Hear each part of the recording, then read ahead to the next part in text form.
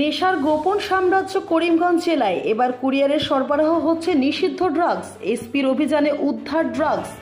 করিমগঞ্জ জেলার বারুই গ্রাম এলাকায় পুলিশের ড্রাগসে বিরোধী অভিযানে জব্দ হয়েছে 6 লক্ষ টাকা মূল্যের নেশা জাতীয় দ্রব্য। পুলিশের কঠোরতার মধ্যে এবার সরবরাহকারীরা চালিয়েছিল সরবরাহের নতুন কৌশল। গোপন সূত্রে খবরের ভিত্তিতে চালানো অভিযানে জব্দ হয় বৃহৎ পরিমাণের হেরোইন। এবার সরবরাহকারী কুরিয়ার সার্ভিসের মাধ্যমে ড্রাগসের সরবরাহ করার কথা ভাবছিল।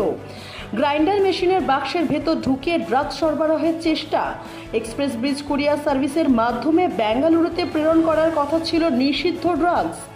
অবশেষে পুলিশের অভিযানে গ্রাইন্ডার মেশিন বুকিং করা পার্সেলের প্যাকেট থেকে উদ্ধার হয় 4টি সাবানের বাক্সে থাকা বৃহৎ পরিমাণে হেরোইন। এই ক্ষেত্রে পুলিশ অধিক তথ্যের জন্য তদন্ত অব্যাহত রেখেছে। ব্যুরো রিপোর্ট, নিউজ অবিকল। বাৰেগ্ৰামৰ এক্সপ্ৰেছ কুৰিয়াৰ চেণ্টাৰত এটা অভিযান চলাইছিলে।